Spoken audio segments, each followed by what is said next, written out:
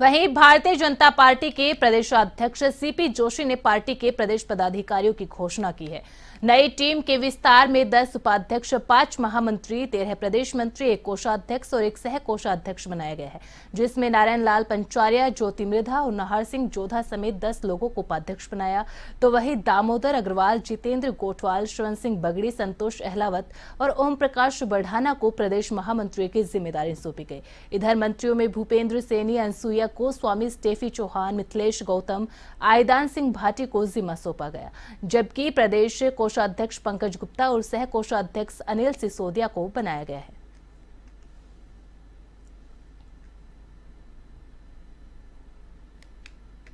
वहीं ज्यादा जानकारी के लिए रुख कर लेते हैं हमारे वरिष्ठ संवाददाता दुर्गेश भटनागर का। दुर्गेश, प्रदेशाध्यक्ष सीपी जोशी की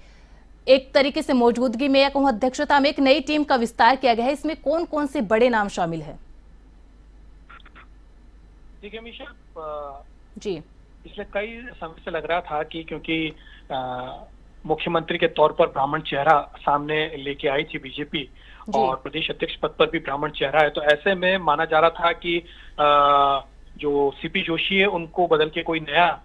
जो है जातिगत समीकरण बिठाते हुए कोई नया प्रदेश अध्यक्ष आएगा। लेकिन जिस तरीके से अब सीपी जोशी अपनी टीम जो है घोषित कर रहे हैं, उससे लग रहा है कि अभी जो है सीपी जोशी ही लगातार कंटिन्यू करेंगे और सीधे तौर पर कहा जा सकता है क्योंकि अब टाइम बचा नहीं है लोकसभा चुनाव को लेकर, तो ऐसे में जो है वो सीपी जोशी के कंधों पर ही जो है ये भार रहने वाला है, क्योंकि उनके प्रदेश अध्यक्ष बने रहने पर ही विधानसभा के चुनाव हुए थे और बहुत अच्छी जीत दिलाकर सत्ता में वो पार्टी को लेके आए, तो एक बहुत बड़ा प्लस पॉइंट उनका था। अब रही बात कि वो लगातार अपनी जो टीम है उसको जो है वो घोषित कर रहे हैं, पहले किसान मोर्चा, युवा मोर्चा, उसके बाद अनुसूचित जनजाति मोर्चा, आज कल रात को जनजाति मोर्चा का भी जो है वो गठन कर दिया गया है, उसके भी नाम तय कर दिए गए हैं और आज जो है देर रात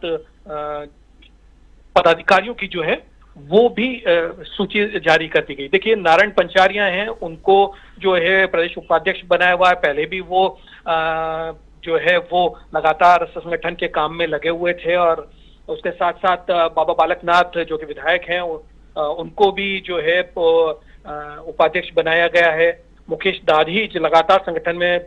बड़े लेवल पर काम कर रहे थे, संगठन के लेवल पर काम कर रहे थे, कोऑर्डिनेशन का काम कर रहे थे, वो भी जो है वो उपाध्यक्ष की लिस्ट में है। चुनीलाल गरासिया जो कि हाल फिलहाल जो है राज्यसभा में बीजेपी की तरफ से राजस्थान से भेजे गए हैं, तो उनको भी जो है वो टीम में शामिल किया गया है। तो कुल मिला के इस टीम के शामिल होने से हम कह सकते हैं कि क्योंकि लोकसभा का चुनाव है, अब प्रदेश का जो काम है वो और ज्यादा बढ़ गया है, जनता तक जो है बीजेपी की रीति नीति पहुंचानी है, 10 साल के मोदी सरकार के कामकाज को लेकर जाना है और जो जितने भी कार्यक्रम चल रहे हैं उन तक जो है पहुंचना है, तो उसके लिए पदाधिकारियों की जरूरत है, संगठन को और मजबूत करने की जरूरत है। तो ये टीम जो है उसी को लेकर है कि अब काम का जो है विकेंद्रीकरण किया जाएगा, सबको जिम्मेदारियां दी जाएगी ताकि काम सुचारू रूप से अच्छी तरीके से जनता तक पहुंच सके। अमीशा, दुर्गेश, क्योंकि देखिए एक तरीके से जो कांग्रेस है लगातार वो जातिगत सर्वेक्षण की बात कह रही है, ऐसे में लोकसभा चुनाव बेहद करीब, तो ऐसे में बीजेपी ने नई एक तरीके से टीम घोषित करे, इसमें जातिगत समीकरण को भी साधने की कोशिश की है। देखिए अमीशा, ये राजनीतिक तौर पर सारी चीजें होती है, हर वर्ग को, हर जाति को, हर समुदाय को जो है वो तवज्जो दी जाती है, चाहे संगठन के मामले में हो, चाहे जब सत्ता आती है तो उसके दौरान भी जो है मंत्रियों का गठन होता है, तो उसमें भी इन सब चीजों को देखा जाता है। इवन जब टिकट बंटवारा होगा तो तब भी हम देखेंगे कि जो सोशल इंजीनियरिंग जो है उसमें देखने को मिलेगी, क्योंकि जातिगत तौर पर जो है वोट बैंक किस तरीके से और वो उसको कितना इफेक्ट कर सकता है, इन सारी चीजों को देखा जाता है। तो पार्टी के संगठन में भी जो है सभी को जो है वो तवज्जो मिले, सभी को प्रतिनिधित्व मिले, हर जाति को, हर वर्ग को, हर समुदाय को, तो उसके लिए इस तरीके की जो है सोशल इंजीनियरिंग की जाती है। अमीशा, बहुत बहुत शुक्रिया दुर्गेश हमारे साथ जानकारी साझा करने के लिए।